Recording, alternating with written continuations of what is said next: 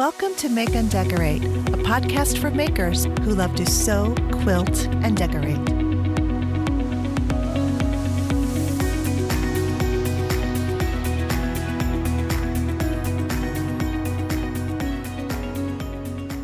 Hi everyone, welcome back. And if you're new, welcome to the Make and Decorate podcast. I'm Stephanie, and this is season 3, episode 66, originally published on March 18, 2021. So how is everyone doing? Middle of March here. We have got actually a lot going on this week. The middle of March. First, daylight savings returned on Sunday the 14th for those of you who are in a location that does change their clocks forward for spring and we fall back for fall. So I know we lose an hour of sleep, but I get so excited for that extra hour of daylight. I would rather have that. And it's been really nice. We've had a couple of weeks of so nice weather, unseasonable actually for us.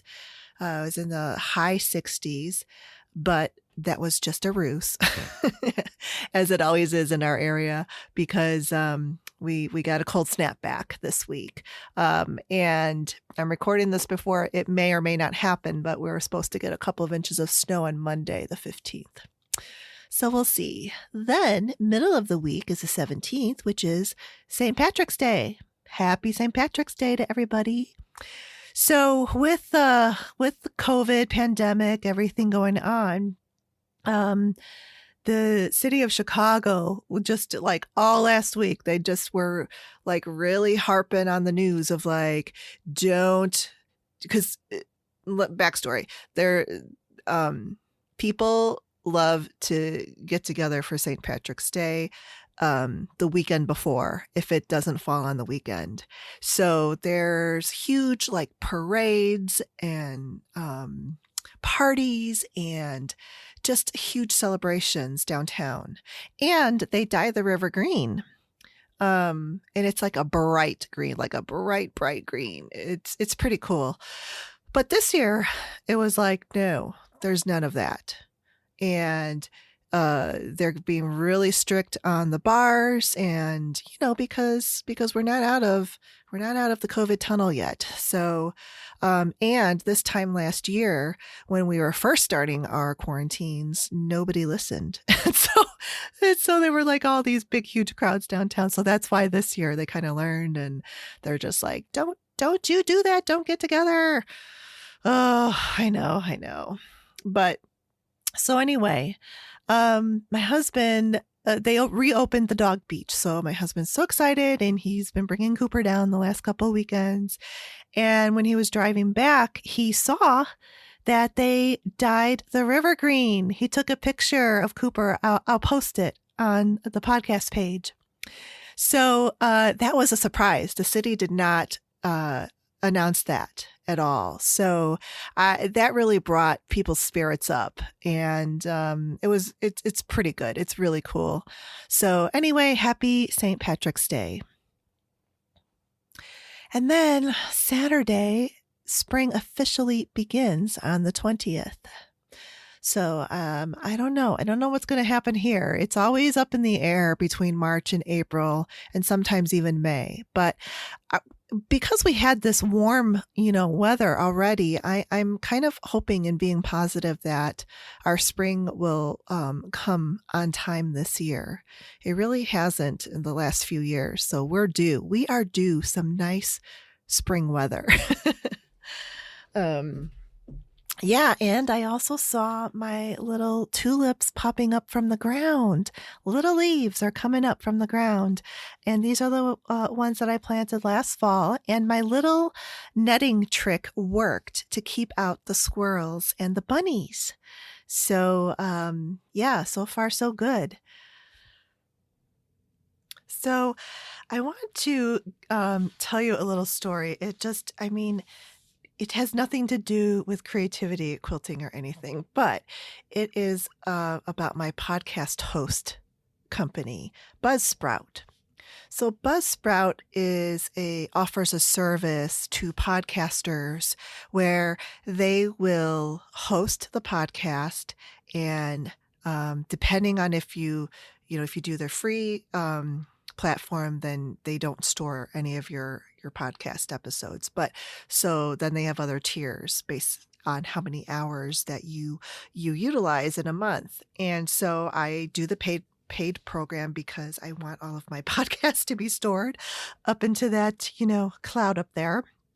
And so between the episode from the last week of February, or right when the Pam Cobb episode published, and the last episode that went up on the 4th, Buzzsprout was cyber attacked by these criminals that did this, what they call DDoS attack. And it means distributed denial of service.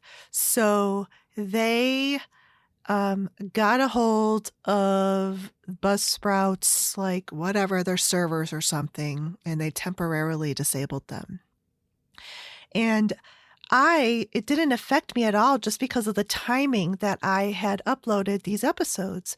So right after the Pam episode, this happened. And then right before I uploaded the previous episode on the 4th, it was fixed and done and over with. But Buzzsprout was really very good about this. They immediately took to their social media, Twitter, Instagram, emails to us who are, their customers, and told us exactly what was going on. And, they were going to be giving updates all the time, not even the hourly, but 10, 15 minutes wise. And if anybody had questions, they would answer them. And so it was crazy. So Buzzsprout does a podcast. And so I just listened to it the other day, and I was just amazed because I just didn't realize what this involved and what this company went through to keep our information safe and to keep our service going and not be interrupted. But these attackers are they ransom. They ransom it, and they want money for them to turn off the attack. So Buzzsprout did not do it. And so they could have, they did attack again. They attacked twice, but I think that Buzzsprout and all their techie guys were just really, they were stronger, and it was just too much work for the attackers. So they just moved on to another podcast host company. But the really cool other thing about this is that some of their competitors, like Spreaker and some other companies, they all worked together because this was threatening, not just Buzzsprout, but it could have happened to them. I think it did happen to Spreaker. So all of their tech guys were sharing information, and they were working together to defeat these cyber attackers. That was really cool. That was such a great story to hear from them, and how, all of these companies in the industry partnered together to overcome this. So anyway, I just thought it was a cool story, and I wanted to share it with you guys because they are my podcast host service, and this is the service that makes sure that my episode gets uploaded to all of the different platforms out there that you listen on. And I've been with Buzzsprout since the very beginning, since 2018. And see, that's part of the over preparedness that actually works in my favor. I did all that research, and Buzzsprout was the one that I researched that was the best one, and they still are. I really, really, really like them and their service. So if you have a podcast, or if you're thinking of having one, you can check out Buzzsprout because, they make it so easy. So easy. And their service is amazing. Anytime, and I haven't had too many times, but anytime I've had a question, they get right back to you and they are so nice. So I'm pretty sure I mentioned that I am turning the big 50. It's actually next week, Thursday, the 25th. And haven't been really handling it that well this year. I am one of those types of people that like to celebrate my birthday. I love it. This is the very first year that hasn't been that way. This month on Instagram, IG Quilt Fest is going on through the month of March. And I did that probably, it's been years ago, at least 3 or more years ago that I tried it. And I think I fell off after the first week. So I thought, this will be fun. It'll take my mind off of, the impending birthday. So I'm going to try it again and really put some effort to stay with it. Because it is really hard to stay with it because you're posting every day and there's a different topic assigned for every day. And you have to post a photo and you have to talk about what that topic means to you. So it's not just you just post something and that's it. There's a lot of thought that goes into it. So I've only missed 2 days so far. From the time that I'm recording this on the 14th. And that's really good for me. It really, really is. So I've really been trying to stay with it and it has been fun. It has been really good. And it's actually doing what I thought I wanted. Well, what I was intending for it to do and to kind of keep my spirits up and, not be mopey about the impending birthday coming up. So, yeah, it's been a lot of fun doing those hashtag IG Quilt Fest posts. Are you guys doing these posts? Are you posting about your sewing room snacks and your solid fabrics and scrappy finishes? The one of them was the other day, the pressing matters, which is showing what iron that you use. So that was a fun one because I just got a new little iron, which I'll talk about in a few minutes. But first, I have to tell you guys, my mom got us an ice cream maker, like a really nice one that actually freezes it as it makes it. It's amazing, I have to tell you. And so this is like the third time that we're actually using this thing. I couldn't believe it because at first it's just like, oh my gosh, this thing is so big, and it definitely is, not going to stay out. It's not going to have a permanent place on the counter, but we'll be able to pull it out when we need to and want to use it. But it's so easy to make ice cream in this machine. And the other great thing about it is that you're making this with whole ingredients. There's no preservative fillers and bad stuff in here, which is really great. So we made one of my favorite flavors from Ben & Jerry's is Cherry Garcia. And there's a recipe. I pinned it, so you can check out my Pinterest. And I'll probably post it in the podcast page too. But it is a copycat Cherry Garcia recipe. So easy. Unbelievably easy. And it's so good. It's better than I think the original Ben & Jerry's. Basically it's like the sweet cherries cut up into it and some dark chocolate. And I shaved this block of bittersweet chocolate, which just makes it even better because it's not too sweet at all. And it just, oh my gosh, it's amazing. It is so, so good. So we're having fun with that ice cream maker. All right, so I've got a few things going on in the sewing studio. One of them is another baby quilt in progress. This is for my baby niece, and I am completely out of time because she she turned a year old a couple of weeks ago. So you know how you're supposed to have it done within a year. But it's getting done. It's almost there because I talked about this in an episode last summer when I got this panel. It's a panel. It's a very cute little bunny on a panel, and but the panel, you could just make that into a baby quilt, but it would be small. So I wanted this a little bit more crib size for her.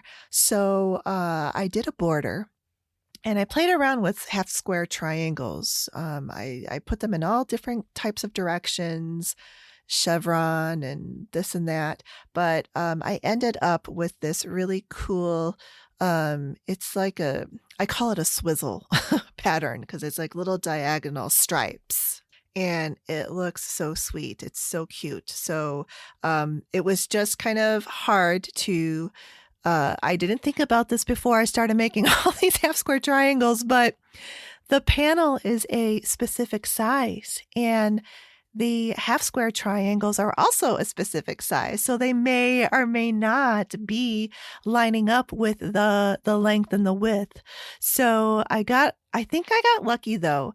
I did do some math ahead of time, of course, to try to make sure like what size I was going to do and what would fit the panel the best.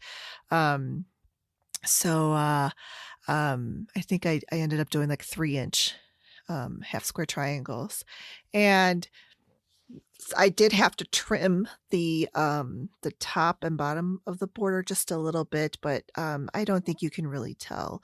But I had to do that, otherwise you would have really been able to tell when part of the border would get cut off and look funny. But so that's the top is done and it's ready to quilt, except I wanted to put her name on the quilt under the bunny. And so I did that printable heat transfer vinyl. And this one did not work. For some reason, it failed. I have a photo of it. And so usually you can remove heat transfer vinyl from fabric. You just have to heat up the backside of the fabric with your iron, and then it usually just like peels right off. Well, not this one because it has inkjet printer ink in it. And I think that's what stopped it from being able to peel off. I don't know. That's my theory, but I have no idea. But this stuff wasn't coming off, so it looks terrible. And it's horrifying at first because you're like, oh my gosh, I just ruined this quilt top. But I did not panic for long. I said that, and I think this is a result of all of the, mending and borrow stitching classes I did at QuiltCon. So I was like, that's fine. I'm just going to make a patch and I'm going to applique her name in fabrics on this patch, and I will applique the patch onto the quilt and no one will ever know. And in fact, this patch is turning out much cuter, I think, anyway. It's just taking a little bit longer to do. But so yeah, you got to kind of find the silver linings and some of the failures that happen, which I run into a lot of those failures. But over the years now, I'm finding that I have a lot less tears than I used to. Oh my gosh, you guys should have seen me like even just 5 years ago. Things that were just like the end of the world in quilting. But it's not. It really, nothing ever is the end of the world when you're making stuff and when you're quilting. There is always a silver lining or a way to come out of that, oops or error or failure in some way. And yeah, it makes the whole process so much more enjoyable and more challenging too. I'm actually kind of like proud that I was able to figure out something that is probably going to enhance the quilt even more. So I don't know, maybe it was meant to be. I'm not sure. And yes, I will admit, I was trying to take a shortcut with the printable heat transfer vinyl because I thought about appliquing her name in fabric onto the quilt top, but I, in the interest of time, was like, no, let me do the heat transfer. So, lesson learned. All right, and then I'm also working on a new commission project, another king size quilt, and this one is an Irish chain quilt pattern. It is basically the pattern is made from 2.5-inch strips of fabric. So I have been piecing 2.5-inch strip pairs together, cut out bunches and bunches of 2.5-inch strips. And I have this June Taylor, it's called the Shape Cut Ruler. And I've used it on this project, and I don't know what I would have done without it.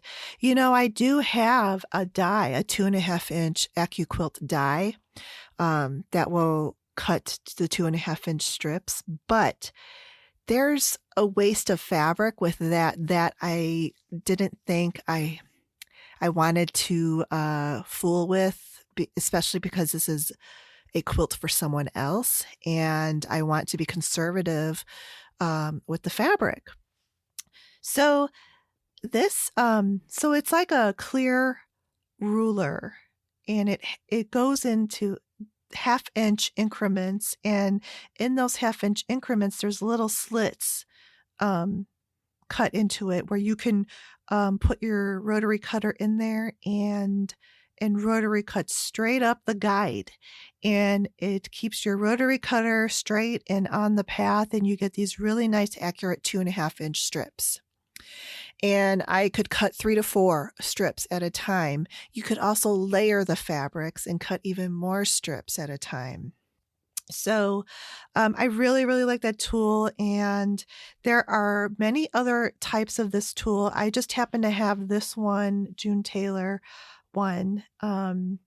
But I know there's a Stripology one, and there's a few others, but I don't know. Have you guys used that? I really, really like it, and I'm really glad that I remembered it because I've had it I've had it for a while, and but this was so many strips that have to be cut. It really cuts down on the fatigue of your hand and arm when you're rotary cutting these strips too. So it actually wasn't too bad cutting out all those strips with that tool. And then here's the little iron that I got. So I finally got the mini Oliso iron in the orchid color, the purple. And over the past year or so since this little guy came out, I have seen everyone posting their cute little mini Oliso iron and how wonderful it is and yada, yada, yada. And so I was like, okay. But I mean, I have my big Oliso. So, and I love Oliso. That's my favorite iron. In fact, I am waiting for a big one on back order to come in. I mean, these irons have been on back order for like ever since last year. So hopefully my iron will be coming in the next month. I'm hoping. Otherwise, it's going to be on the next back order batch that comes in June. Oh, it's taking so long. But they're worth it, I feel. The Oliso Big Iron is their smart iron, and it is the kind of iron that has the sensors on the handle so that when your hand is on the handle, the little feet retracts, and then you can iron. And then you don't have to lift the iron up and flip it back to set it down. All you do is push it to the side, lift your hand off of the handle, and then it pops the feet up off of the ironing board or surface. I love it. It's so efficient, and their irons are really nice. So this little mini one is really good. I've been using it on these 2.5-inch strips. I have a little table set up right next to my machine with a wool press mat, and I'm pressing those seams open with the little mini Oliso, and it is working so well. It has a little point that really gets in between the seam and presses it flat so well. I have not tried the steam feature yet. I've only used it dry, and it's been working so well dry, and that's all I need it for to press these seams open at the moment. So maybe I'll do an update when I actually do use the steam part of the iron. But so far, so good. I really, really like it. It is an investment. I mean, it costs as much as some full-size irons cost, but it's a nice little project iron. It's lighter weight, so you're not going to kill your arms. And I think it's a really good addition to a full-size iron, because when you are pressing and pressing and pressing so much with the piecing of quilt pieces, it really, really takes off a lot of the weight and the stress on your arm. All right, since I've gone a little bit long on this first segment, I'm going to save my what I'm watching recommendations. I only had a couple of YouTube ones, but I'm going to save that for the next episode, because we want to get to my conversation with my guest, Jessica from Sallie Tomato. She came back. She was on the podcast episode 35, so you can go back and listen to that if you haven't heard it yet. And that tells kind of like all of her background story of her building this business. And in this episode, we pick up from there and find out what's been going on since then and what's in store for the future this year. It is really good. And they have been doing so many things. It is fascinating. So anyway, without further ado, here is my conversation with Jessica of Sallie Tomato. Okay, so today I have a returning guest, Jessica Barrera of Sallie Tomato. Everybody knows Sallie Tomato for the bag making supplies and patterns and cork fabrics and everything. So welcome back, Jessica. Thanks for inviting me back on the show. Yeah, and just I forgot to mention though that you were on in season 2 on episode 35. So if anyone has not heard that yet, that's covers all of Jessica's background story of how she started her business and how it started growing. And then today we're just going to pick up from there, because so many things have happened since I last talked with you. So it's really exciting. It's so exciting to watch your business grow, and really like you're like Midwest like me. You're in Wisconsin and I'm in Chicago, so it's kind of cool to see that. Yeah, So it'd be so cool. yeah. So I mean, a lot has been going on. Oh, just a little personal talk, because when I first talked to you, you had a little baby. That was your first baby. And then when I scheduled you again, you were like, "Oh, I'm like 8 months pregnant now." So you have your second baby now, right? Yes, I have 2 little boys, 2-year-old, and then the youngest is about 4 months old. So Okay. it's really fun to see them, interact together, and I love being a mom. It's really fun. That's so great. And you that's a handful for you too. So having 2 little ones, I know like my sisters, both of them have like lots of little ones, and when they come and visit and stuff, it's like total mayhem. These little kids. And I get exhausted, and I'm like, tell my sister, how do you do this with them? And she's like, I am tired all the time. Yeah, oh, poor thing. I love the chaos. I love having kids around, and it just, they bring, happiness to the home. And I'm so thankful for my husband, because he works part-time, so then he can stay home with the kids, so I'm able to work. I mean, if he that's wasn't great. able to do that, then Yeah. I wouldn't be able to work as much. So I'm just so Right. thankful for his help. And Yeah. Yeah, with the pandemic too, it's just been hard to find childcare. And so, Mm-hmm. yeah, it's definitely an adjustment though, trying to run a business and I'm having the two little guys. sure. Yeah, yeah, yeah. And it's such a little tiny baby, but it's so nice that you love it. And I know that when I see my little nieces and nephews, they're like little balls of sunshine and they cheer me up and they're just it also to me it helps my creativity because they love coming to visit me because they know we're always going to do some crafts and stuff and make things and Aw. they love that. And for me, it's so fun to watch them just like create stuff like they just don't even think about it and they do it and it's just amazing. It's so cool to see how their little minds work and they're just so like uninhibited, I guess, whereas adults like we are like, oh, I don't want to do this wrong and you know Mhm. it's got to be this or that. So that's it's kind of like the inspiration I get from the little ones and I'm sure that you probably as Oh, yours grow will do the same thing. Yeah, definitely. yeah. Cool. So, all right. Well, the the last time I talked with you, you had just moved to a new space, retail shop, but you really weren't there that long, before you had to move again. Yeah, it was just a temporary space that we were renting until we found something to purchase. So we're still in the same town, Fox Lake, Wisconsin, and we have a nice storefront area, which we're actually using as warehouse. Well, we're waiting for our first warehouse to be built. Oh, So nice.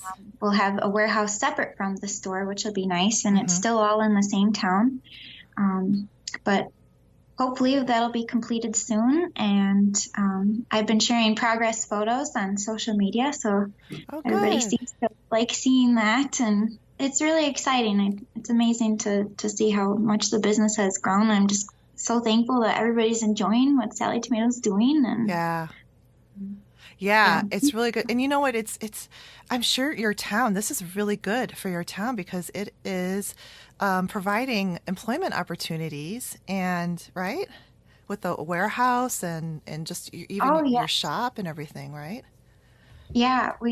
Once the warehouse is up, we'll definitely have to hire more employees. Our town is extremely small, but it is growing, and the town has been really good support. Yeah. And I know a lot of the business owners and the mayor, and so it's fun to work with the other businesses and Mm-hmm. help out each other and Yeah, do yeah. events and things with the town. So Oh, so cool. Well, maybe like when we all sort of get back to normal and we can like actually be in person with everybody else, mm, you may even like do retreats up there or something, bag making retreats. yes, we would love to do classes. It's just Yeah, yeah, that's fun. Okay. So, yeah, you moved to your own building and it's really nice. I love seeing your updates and your bag pattern design. So you're a bag pattern designer, and I've been seeing like lots of new patterns coming out recently. Do you want to talk about what's new and then we'll talk about what's new. Then I want to find out which ones are right for like beginners or more advanced people. okay. Yeah. So last year, we launched almost 30 patterns, and we've been trying to create more beginner-friendly patterns and creating videos to go along with each pattern. Hmm. So we have lots of great free ones on YouTube to get beginners started. And then also in 2020, we started doing some pattern collaborations. So Oh. we partnered with Holly and Tanager, and they make leather bags and sell them in New York and all around the world. And so we picked out one of their bag designs and created a pattern from it so that way sewers can make their own designer bag since Oh. and it's really from the designers themselves. So that was really fun. And we also partnered with Membet. She's a designer out of St. Lucia that makes bags and manufactures them. And so we came up with a pattern for her. And then we also partnered with Reen from Embroidery Garden. She normally does in the hoop designs. And so we developed a sewing pattern with her for a notebook cover. And Oh. So that was really fun. So we've been doing a lot more collaborations too to be able to Oh, bring yeah, I some of love their that. products to life. Yeah. Yeah, that is cool. So the Holly and Tanager, you, your collaboration was that you took one of their designer bags and they. That is cool. I don't know any company like that that would allow like a pattern to be made for people to just make it for themselves at home. Right. I know. It was very exciting. So Yeah. we're reaching out. We're also partnering with Myra Bags, so we'll be coming out with a pattern collaboration with them. So their bags are in boutiques all around the world, really. Wow. And so we're going to be reaching out to more of those ready-made bag Mm-hmm. companies, and creating patterns, hopefully, with them. So That's of course, with their great. permission and things, but Sure. um, Yeah. it's really fun to Mm-hmm. bring that to the home sewing It world. it's really good for them to do that because it opens up another market for them to, like build their business or even like going through these, really hard economic times. Small businesses like that, this will really help them because people can't necessarily go into all the stores all the time right now, Yes, everywhere. exactly. But yeah, so I think that's really smart on their part to do that. And that's kind of like a new sort of uh, kind of thing in our industry. I've not really heard, maybe someone's done it, but I've not heard of it. So that's pretty Yeah, cool. I haven't heard of it either. So I Yeah, think nice. it's really exciting. Yeah, yeah, so cool. Mhm. So with the leather bag, I don't know why I'm like fascinated with this leather thing, but I am. Is the pattern going to be made for leather, or are you going to like adapt it for cork? Oh yes, I adapted it so that we could use faux leather or cork, and re made it as easy as possible to make on any domestic sewing machine. Oh, So that's I try to do that wonderful. with all my patterns too. Good, yeah. I don't sew on an industrial machine myself. Hmm. So That's great. yeah, Yeah, because it's important for people to really see that something can be made with their machine. I know I just see that a lot in some of the groups that I'm in on Facebook, and a lot of people just are. It's always about the machine, and nobody really knows like what to get or how to do it or whatever. So, and we're going to talk about that a little later. But that is so exciting. I cannot wait. So, I think that if they're not already, the listeners should sign up for your newsletter because then you'll announce all of these collaborations through there too, right? oh, absolutely. Yep. And your Our social media.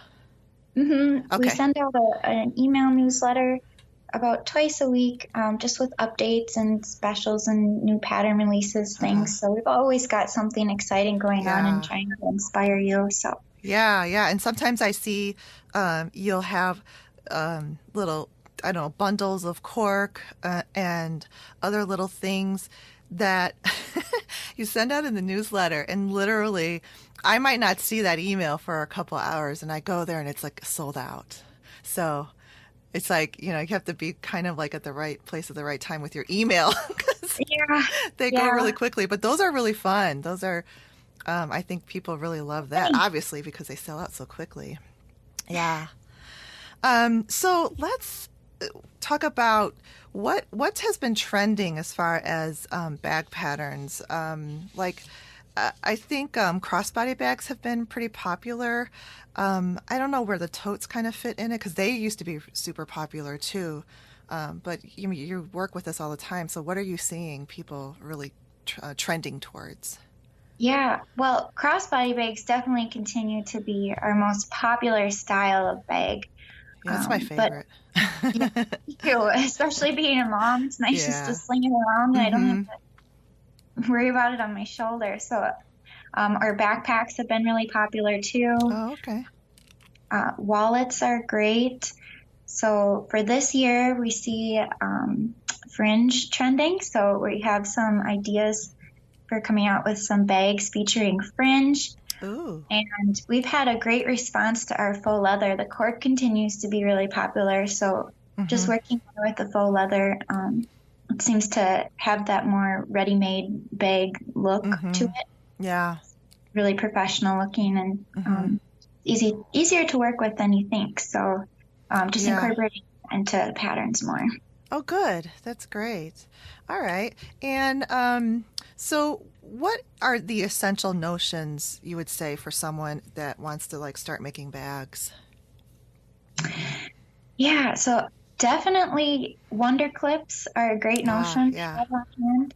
Um, so I'm sure everybody has pins, but the wonder clips are from Clover and they just work really well for those thicker materials or cork.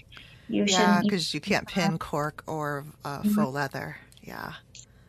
Yeah, and then Teflon foot I always keep on my machine for Oh, sewing yeah. Mm-hmm. cork and faux leather, or different vinyls. Mm-hmm. Also, a rotary punch is really helpful for installing different types of purse hardware. Oh, rotary punch. So does that just punch holes or does that do like rivets and grommets or I don't know if I Yep, know too much about that. so a rotary punch, it's got a circular dial on the top and you can cut different size holes. Oh, okay. Yeah, I know Use what it that is now. to Okay. cut holes for rivets Yeah. or for purse feet or screws, all kinds of things. Cuts holes at different sizes. Okay. And do you sell these type of supplies in your online shop? Yes, we carry everything bag making, as far as notions and fabrics, anything to go with our patterns. Oh, good. Yeah. We try to make available to everybody. Yeah, I think you've done that for a while too. Even like when you were just, still starting out, I would see other like because you wholesale hardware to other shops too. Yes, yep, our hard and fabrics you can find at local quilt shops. Um, and if they don't have it, you can always request it in. And since we do offer wholesale, maybe they'll get it into a local shop. Yeah, because I would see it, and that was the first time I really saw like a whole like kit of hardware meant for a specific pattern of yours, and that's a really great idea because, especially kind of starting out and starting trying to learn how the hardware works and stuff, it's overwhelming to try to go and shop individually for like all the little pieces that you might need to make the one bag. So I think that just simplifies everything and it like takes out a lot of the intimidation of the process. So it's a good idea. Hmm. Thanks. And okay, anything else for? We have the clips, the Teflon foot, the rotary punch. Yeah, definitely have a turning tool or a creaser in your stash. Oh yeah, Um, and then I always go to the chalk wheels or friction pens for marking on cork and faux leather for bag yeah. making. Okay. So those are really the top ones I always Yep. prep for. Mm-hmm. Okay, great.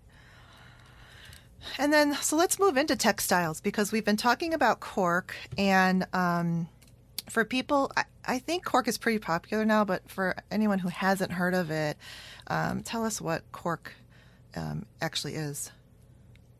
Yep, so cork is made from the bark of a cork oak tree, Mm-hmm. and it's just a thin layer of cork. It's as thin as tissue paper, and it's adhered to a fabric support backing. And what's really exciting is there's lots of different backings available now. So there's different thicknesses. So you can find cork that's almost as thin as quilt weight cotton, Oh wow. which makes it really easy to make entire bags out of and turn them. Mm-hmm. And now we have cork with laser cut designs on it with denim that shows through the cutouts, Oh. glitter, burlap. There's all different kinds of backings now to the corks. And it just continues to be a really popular material since you can leave it raw edge. And there's so many different colors and prints. It's really Yeah. versatile. It seems like it's really kind of like when you said with the denim showing through, that it's very innovative. I mean, it's like they're constantly like making cork brand new again so that people don't really get tired of it. And there's always like really cool colors and like metallics mixed in with it or iridescence and stuff like that. But what you said of how it's adhered to the fabric backing, I think is what makes it so easy to sew with, because it's almost like you are sewing on a fabric. Exactly. It's pretty Yeah. flexible. Mm-hmm. Mhm. Yeah, the backings are woven so it's just like your woven fabrics that you're used to sewing with. Mm-hmm. Exactly. Yeah, Hmm. yeah. I even think a little bit easier than sewing with a vinyl, which could be a little sticky, which is why you recommend the Teflon foot, which will take care of that. But Yeah. yeah, the cork, I mean, you don't even need a Teflon foot to sew with that necessarily, but it's nice to have. Yes.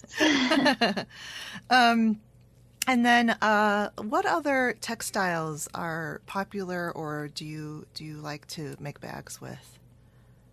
Yeah, I just recently started working with laminated cotton. So I always get it from a company called Splash Fabric. It's just so soft and it's water resistant. Um, it's great for making like cooler bags or a lunchbox or even just regular bags since, we're out in the elements with our purses and Mm-hmm. it just protects the bag. It has that coating on it. So Oh, it could just use that's to be a, wiped off to clean. Yeah. yep, very Okay. easy to clean. How is that? That's not oilcloth though. It's something different, right? Right. Yeah.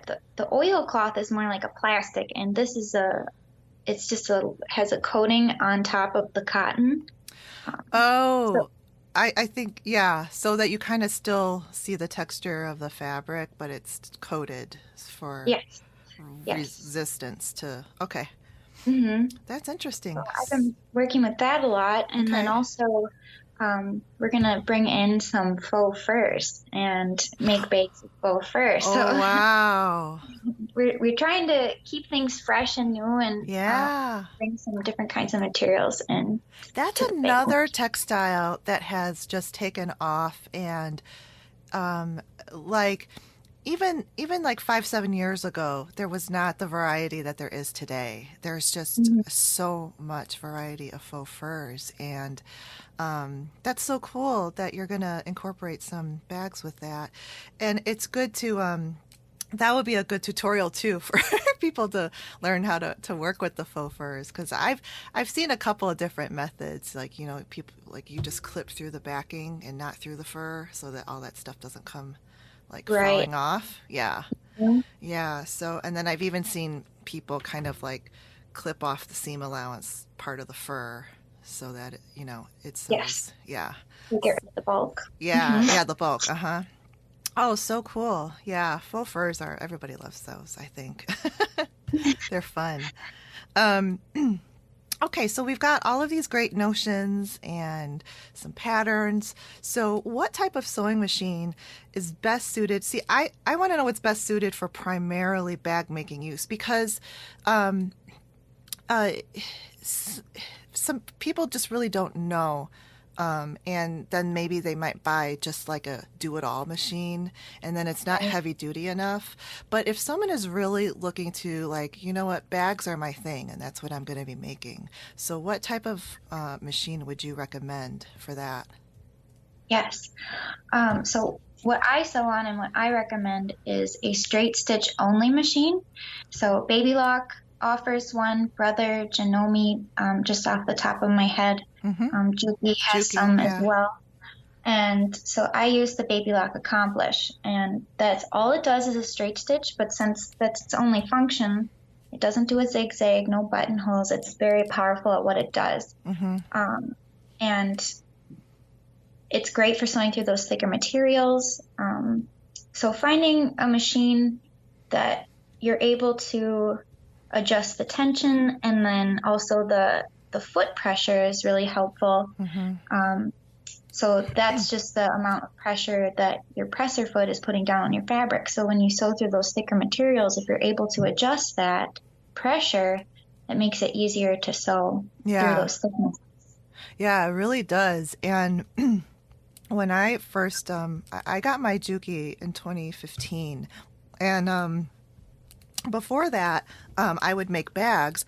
The first bag I ever made was an Amy Butler, and and it was even before like the foam was out. So you made it with like the fleece Yep. in there, And did I struggle because it was pleated, so that makes even more bulk with the fleece layer and the lining and stuff. And I know what the struggle is when you just have like a, normal domestic machine that doesn't have, I didn't know about any specialty feet. I didn't know about the tough, it was just, and Mm-hmm. and when I got the straight stitch machine, it was like a total game changer. I was just like, what? It's just like, so it's like Good. butter. Yeah. And it really, it can change your experience in making bags, I think, having the right machine. And straight stitch machines are not as pricey as those, fancier electronic machines. And I think they're easier to care for and maintain.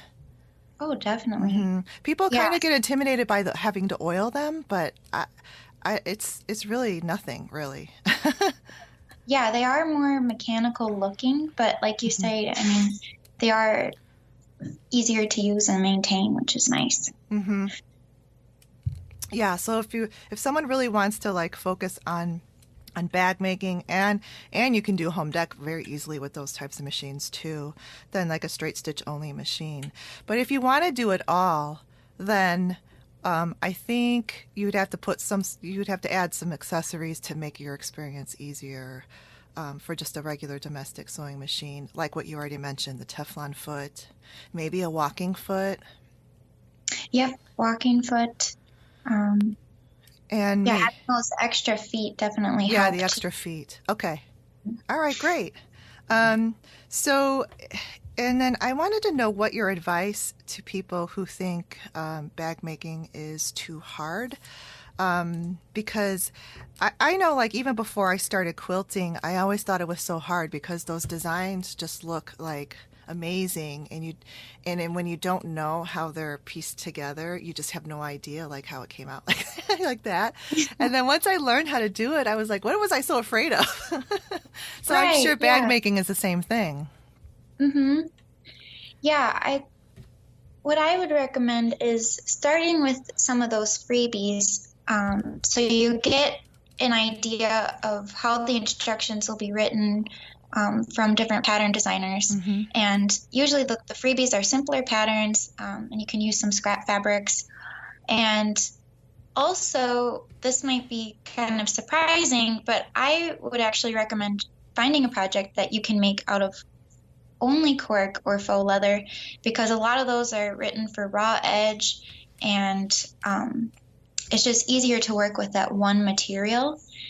So we do have a lot of tutorials on YouTube as well, and other designers are coming out with lots of tutorials. So you can pretty much find anything on YouTube now if you're struggling with a strap or hardware.